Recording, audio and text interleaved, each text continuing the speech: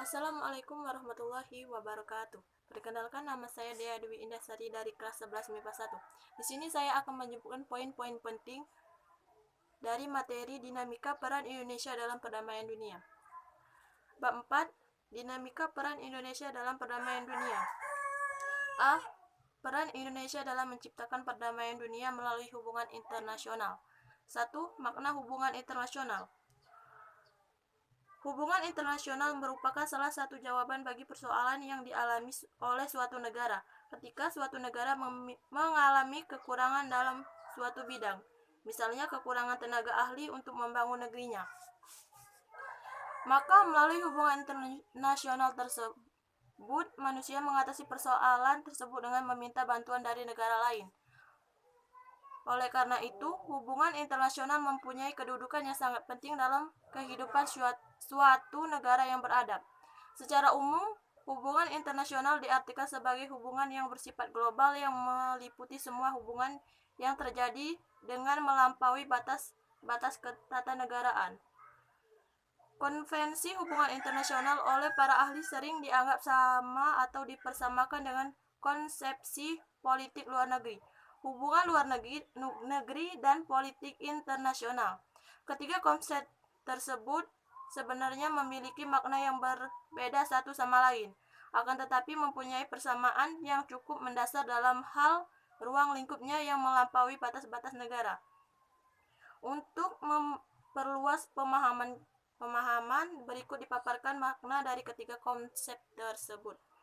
A. Politik luar negeri adalah seperangkat cara atau kebijakan yang dilakukan oleh suatu negara untuk mengadakan hubungan dengan negara lain dengan tujuan untuk tercapainya tujuan negara serta kepentingan nasional dengan yang bersangkutan. B. Hubungan luar negeri adalah keseluruhan hubungan yang dijalankan oleh suatu negara dengan semua pihak yang tidak tunduk pada kedaulatannya.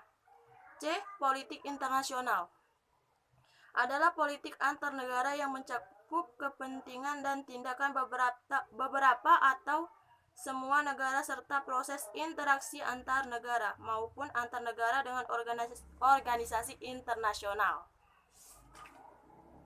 2. Pentingnya hubungan internasional bagi Indonesia.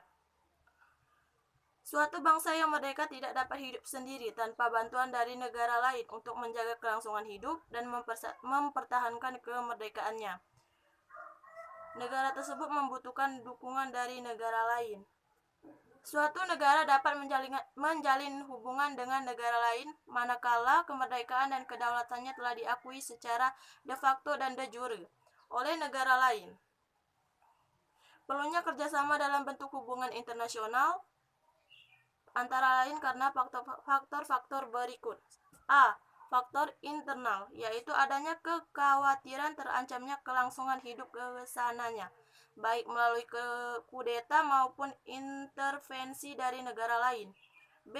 Faktor eksternal, yaitu ketentuan hukum alam yang tidak dapat dipungkiri bahwa suatu negara tidak dapat berdiri sendiri tanpa bantuan dan kerjasama dengan negara lain. Ketergantungan tersebut terutama dalam upaya memecahkan masalah ekonomi, politik, hukum, sosial, budaya, dan pertahanan, serta keamanan. Pembangunan hubungan internasional bangsa Indonesia ditunjukkan untuk peningkatan persahabatan dan kerjasama bilateral, regional, dan multilateral melalui berbagai macam forum sesuai dengan kepentingan dan kemampuan nasional. Selain itu, bagi bangsa Indonesia, hubungan internasional diarahkan untuk hal-hal berikut. A. Pembentukan suatu negara Republik Indonesia yang berbentuk negara kesatuan dan negara kebangsaan yang demokratis. B. Pembentukan satu masyarakat adil dan makmur secara material atau spiritual dalam wadah negara kesatuan Republik Indonesia. C. Pembentukan satu persahabatan yang baik antara Republik Indonesia dan semua negara di dunia. Dasar kerjasama adalah pembentukan satu dunia yang baru, yang bersih dan imperialisme dan kolonialisme menuju perdamaian dunia yang sempurna. D. Mempertahankan kemerdekaan bangsa dan menjaga keselamatan dunia. 3. politik luar negeri Indonesia dalam menjalin hubungan internasional. Hubungan yang dijalin oleh suatu negara dengan negara lain tentu saja tidak dapat dilepaskan dari pergaulan antar negara. Berkaitan dengan hal tersebut, bentuk kerjasama dan perjanjian internasional yang dilakukan oleh bangsa Indonesia merupakan perwujudan dari politik luar negeri. Selain itu, politik luar negeri juga memberi corak dan warna tersendiri bagi kerjasama dan perjanjian internasional yang dilakukan oleh suatu negara. Sifat politik luar negeri inilah yang mewarnai pola kerjasama bangsa Indonesia dengan negara lain. Dengan kata lain, Indonesia selalu menitik beratkan pada peran dan kontribusi yang dapat diberikan oleh bangsa Indonesia bagi kemajuan dan peradaban serta perdamaian dunia. Hal ini dapat dilihat dari peristiwa-peristiwa di bawah ini, yang dengan jelas menggambarkan bentuk kerjasama yang dikembangkan oleh bangsa Indonesia. Yang pertama, Indonesia menjadi anggota Perserikatan Bangsa-Bangsa atau PBB yang ke-60 pada tanggal 28 September 1950. Meskipun pernah keluar dari keanggotaan PBB pada tanggal 7 Januari 1965 sebagai bentuk protes atas diterimanya Malaysia menjadi anggota tidak tetap Dewan Keamanan PBB. Akan tetapi pada tanggal 28 September 1966 Indonesia masuk kembali menjadi anggota PBB dan tetap sebagai anggota yang ke-60. Yang kedua, memprakarsai penyelenggaraan Konferensi Asia Afrika KAA pada tahun 1955 yang melahirkan semangat dan solidaritas negara-negara Asia Afrika yang kemudian melahirkan Dasar-Sila Bandung.